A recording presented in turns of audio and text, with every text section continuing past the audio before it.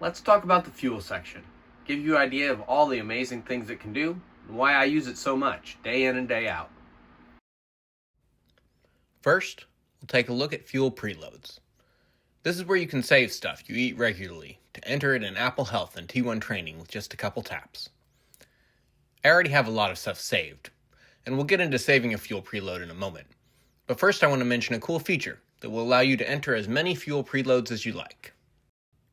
You'll notice an asterisk next to my entry here. This prevents things from showing on the fuel preload screen, either on your iPhone or an Apple Watch. It's controlled by this switch here at the top.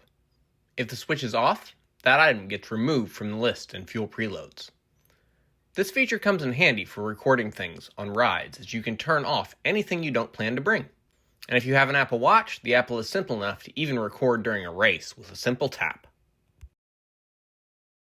I'm showing you the iPhone preloads list here. And no waffle sandwich, because the switch was turned off. Anything you think you'll eat again, you can save in fuel preloads to be recorded that easy.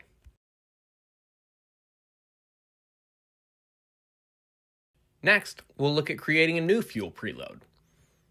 I selected the name field first.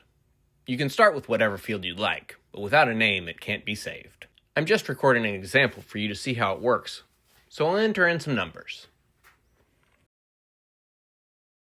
And then hit save. It clears the entry fields and adds the entry to the saved list. Let's scroll down the list and check it out. I don't really need an example entry, so I'm going to go ahead and delete it. Just select the entry and hit delete. As simple as that. Now we hit done. And that's the fuel preload section. Pretty awesome, and one of the most useful tools I've built. It's helped me a lot with counting carbs, and also has provided insight into how proteins and fats affect my glucose as well. I'll be honest, I haven't always counted carbs very closely. I kind of took the insulin I knew I needed for what I was eating and didn't pay much attention to the algorithms that my pump uses. And I know a lot of other diabetics are the same way.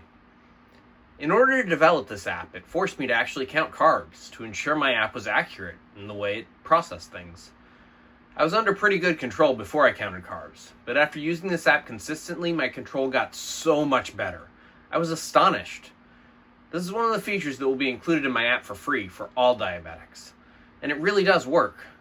You'll be amazed at what you can find with everything accurately recorded. Now we'll take a quick look at hydration preloads. You can select the Hydration tab at the bottom to show the Hydration Preloads entry. It works the same as fuel preloads pretty much, but rather than carbs, proteins, and fats, it has fields for carbs, the total quantity, plus the percent consumed. It also has a selector for the length of your workout, which I'll explain here in a moment. I struggled with how to incorporate recording sports drinks, as I use them as a regular part of my training to ensure my sugars don't drop while I'm working out. Sometimes I may need all of a drink, and sometimes I only drink a little bit, so I saved all of that information as a hydration preload. I get prompted to update it after the selected time has elapsed, and I can change the percentage to whatever portion of the drink I finished off. This feature takes the carbs in the drink and figures out what amount of that you actually consumed. Then it takes that value and divides it into increments across your workout to accurately graph how the hydration carbs are being used for your workout.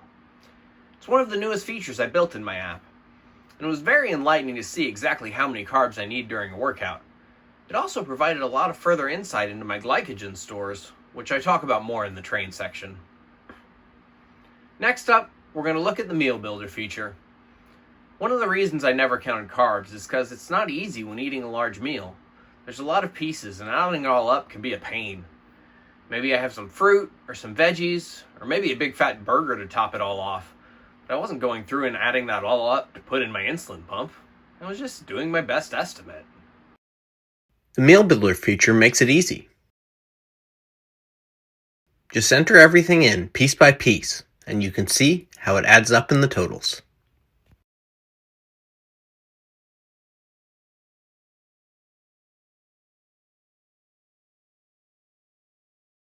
If you entered something by mistake, or you decide not to eat something, you can select the entries list. Select the entry you want to remove, and hit Delete Entry. The totals update. This helps me record accurate info as far as what I'm eating. And also, viewing that carb total before I enter it in my insulin pump makes it super easy. By doing this, it helps me better understand my body, and also gives my doctor insight into what adjustments we need to make to my dosing metrics. Once you have it all entered, you can hit Save Meal. It doesn't actually save anything until you hit Save Meal. The entries will just stay there, showing the totals. And don't worry if you forget to hit Save Meal when you're actually eating. It's very easy to edit the time afterwards, which we'll go into next. For now, I'm going to delete the entries I created, because I actually use this app every day, and what you've seen is really my diet in numbers on display.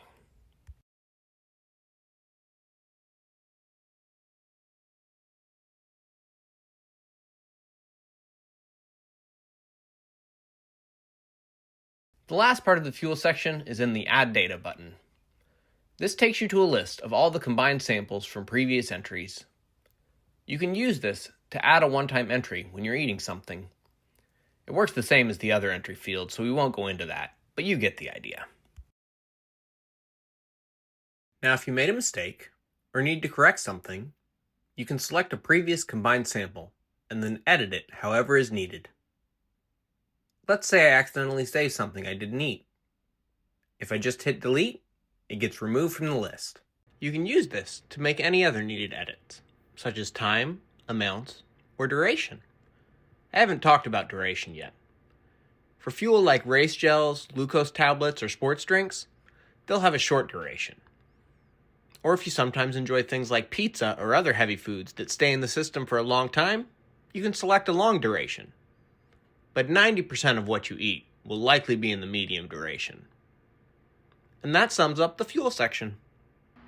I hope you found this guide helpful, and look forward to your feedback on it. I'll be posting guides on the health, train, and heart sections as well, but this one is definitely the most in-depth and most useful feature for me.